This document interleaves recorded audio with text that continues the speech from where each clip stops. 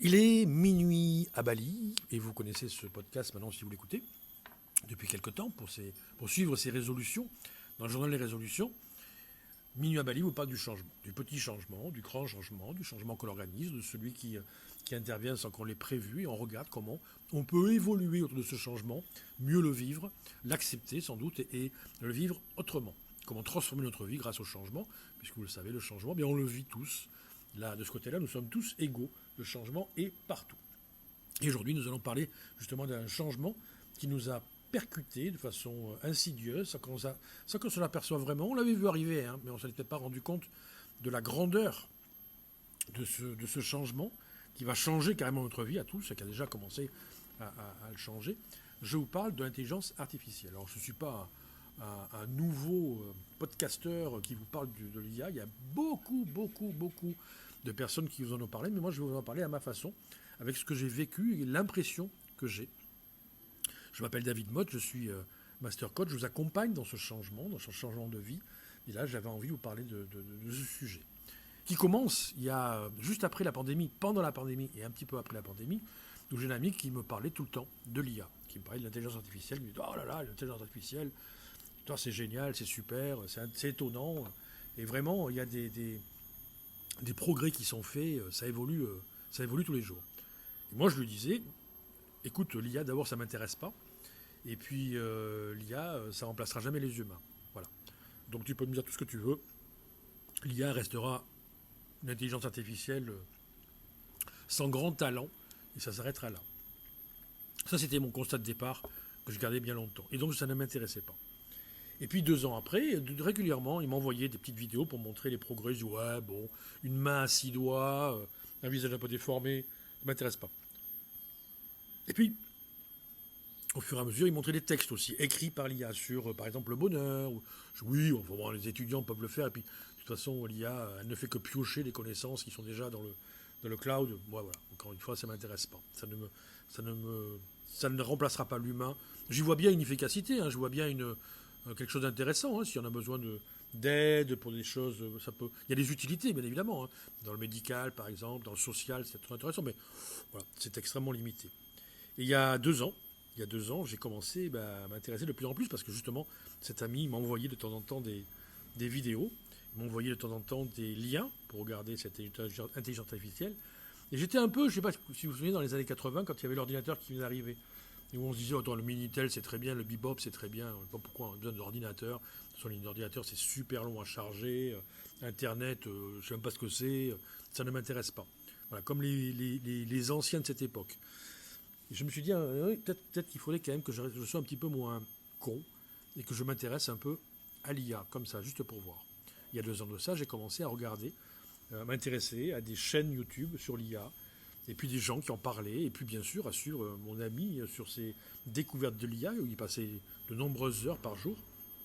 Et au fur et à mesure, je me suis rendu compte de l'évolution de l'IA. Alors j'étais, il y a 1 an de ça, en train de dire, bon, ok, l'IA c'est super, il y a plein de choses qui sont. Quand je dis c'est super, c'est là, c'est installé, c'est présent, on ne peut pas passer à côté, mais reste un seul constat qui est que l'IA ne réussira pas. J'étais un peu comme Alexandre Astier qui avait dit ça d'ailleurs il y a 2 ans de ça. L'IA ne réussira jamais à transmettre des émotions, n'arrivera jamais à dire, à exprimer, à faire sans ressentir des émotions. Par exemple, là, voilà, je vous parle et j'ai du mal à trouver mes mots. Je bégaye, il m'arrive de tousser, il m'arrive d'éternuer, il m'arrive, vous entendez les bruits extérieurs, les cigales dehors, je ne sais pas si vous entendez, mais il y a aussi le carillon avec le vent, voilà, l'ambiance de Bali. Tout ça, l'IA ne pourra pas le faire. Vous voyez, un enfant qui crie à un moment donné, tout ça, voilà, on ne pourra pas le ressentir. Puis voilà, encore une fois, ces hésitations, tout ça, on ne le ressent pas dans la voix d'une IA. Et là, il m'a envoyé un texte, même pas un texte, pardon, un enregistrement. Et cet enregistrement, c'était une personne qui parlait de mon agence à Malaska, avec une autre personne, en disant, voilà, l'agence à Malaska, c'est ci, c'est ça. Et en fait, on entendait la personne qui disait, oui, c'est à Malaska, oui, pardon, je me suis trompé. Donc oui, vous voulez parler de l'agence à Malaska qui habite qui est à Bali et qui donc propose. En fait, il y avait l'hésitation, il y avait le rire, le sourire, que l'on entendait, hein, je veux dire, dans la voix, il y avait tout. Et je me suis fait avoir. Je me suis dit, mais attends, c'est bluffant. Alors évidemment, il y avait encore quelques petits mots qu'elle n'arrivait pas à prononcer. Par exemple, justement, Amanaska, elle avait un petit peu de mal à le dire. On sentait un tout petit peu le côté robotique. Je l'ai fait écouter à un copain qui me dit, oh, c'est super, c'est quoi? Je dis, c'est de l'IA. Je dis, waouh, c'est bluffant, mais ça s'est arrêté là. Voilà. Ah, c'est bluffant. Et au fur et à mesure, j'ai vu l'évolution de l'IA.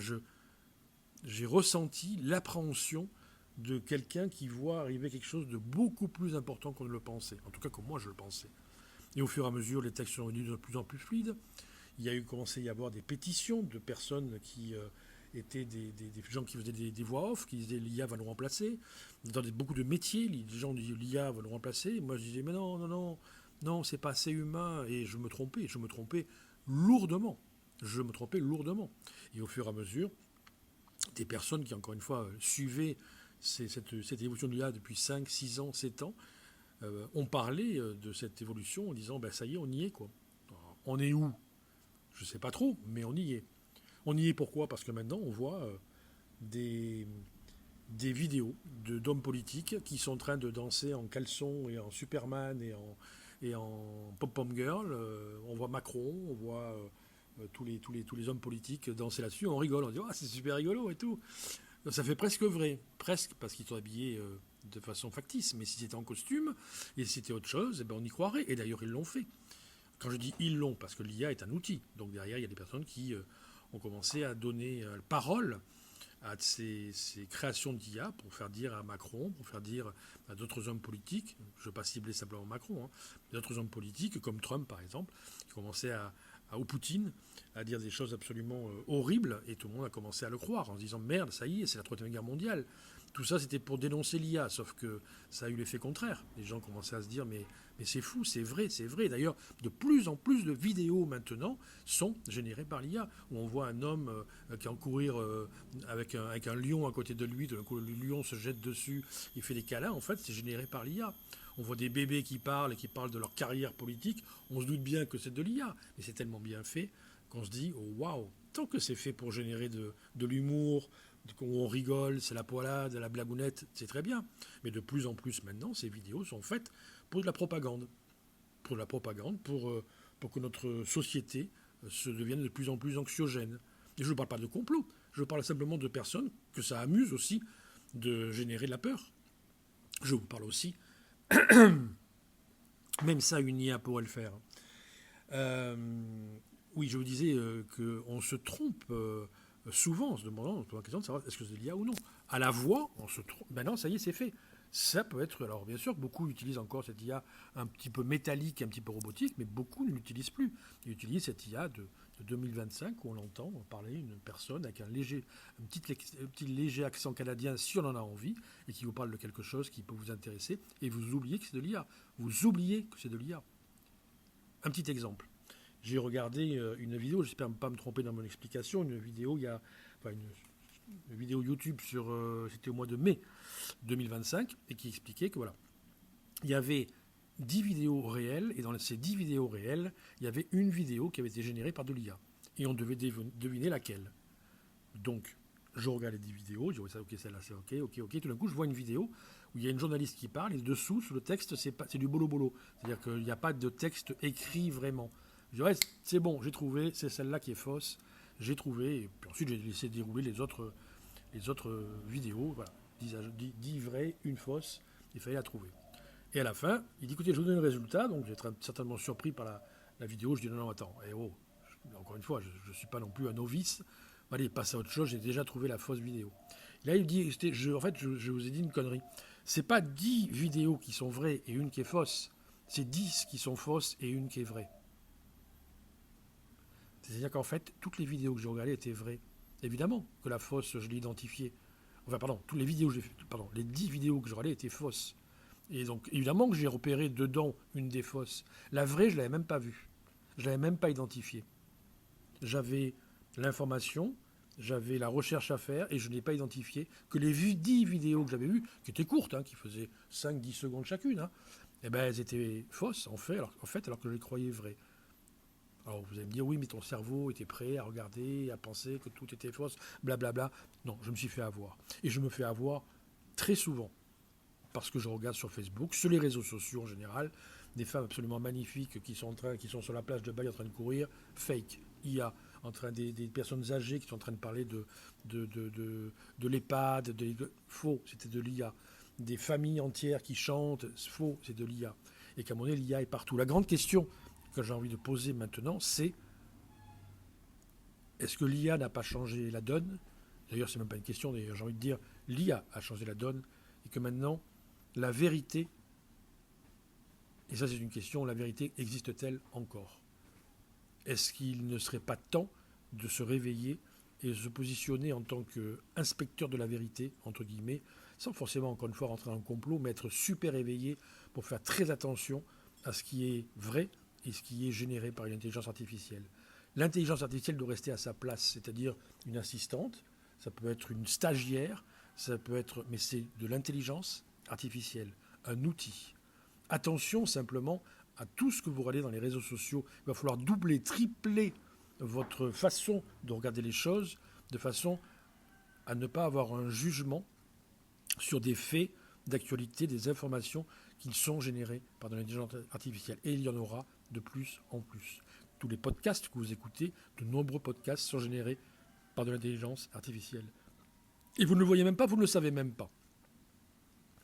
Le podcast, en général, est touché. Les vidéos sont touchées. Les réseaux sociaux sont touchés. Alors, on peut tout couper, hein. Bien sûr, on peut tout couper. Ça nous fait, pour l'instant, ça nous fait toujours rire de voir les blagounettes de chats qui parlent, d'hommes politiques dans des situations un peu scabreuses. Maintenant, de plus en plus, l'IA va prendre sa place. Et pourquoi je dis maintenant? Elle a pris sa place partout. Il va falloir être extrêmement vigilant. Et cette résolution, je sais que vous préfériez une résolution un peu plus simple, comme arrêter les chocolats ou le sucre. Mais il va falloir être extrêmement vigilant sur les intelligences artificielles. Ne pas vous arc-bouter en vous disant que de toute façon, vous ne les voulez pas, elles ne feront pas partie de votre vie, parce qu'elles font déjà partie de votre vie. Vous les voyez partout, dans l'administration, sur les réseaux sociaux, dans la vie de tous les jours. Elle est partout, cette intelligence artificielle. Je ne vous parle pas de vivre comme Matrix ou comme Terminator.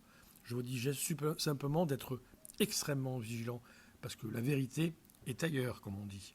Et que maintenant, il va falloir être beaucoup plus curieux et prendre beaucoup de recul avant d'avoir un avis tranché sur les choses. Surtout sur la guerre, la politique, le médical, tout.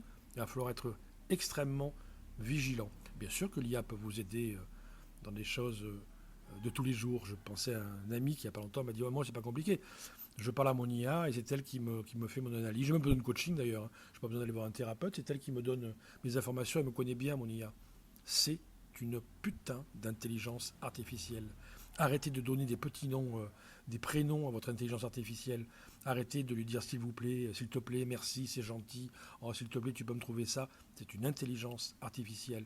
Elle doit rester à sa place, c'est-à-dire une assistante. Et ne pas prendre le lead sur votre vie. Et pour ça, il va falloir être extrêmement curieux, passionné quelque part par la vie et vous intéresser à l'IA. Parce que de toute façon, on n'a pas le choix. On n'a pas le choix. Voici cette résolution qui a pris un petit peu plus de temps que d'habitude. Je ne sais même pas si c'était une résolution. J'avais envie d'attirer votre attention sur ce sujet. Ça fait quelques années que je m'intéresse à ça. Je ne suis pas rentré dans le côté technique. Je ne suis pas rentré par volonté. Hein.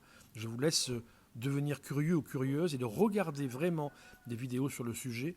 Intéressez-vous à quelque chose qui peut, que vous soyez d'accord ou pas, transformer et changer votre vie. Et je n'ai pas voulu, encore une fois, rentrer dans quelque chose de psychologique, l'inconscient, le conscient, le cortex, tout ça. Pas du tout. J'ai voulu faire un épisode pratique pour vous alerter, comme beaucoup d'autres l'ont fait avant moi, sur l'importance de l'IA, sa place. C'est pas demain, c'est maintenant. On se retrouve justement demain, et cette fois-ci pour un nouvel épisode que j'espère plus joyeux, mais je ne l'ai pas encore préparé, je ne l'ai pas encore choisi. Et je vous souhaite une agréable journée, et on se retrouve demain quand il sera minuit à Bali.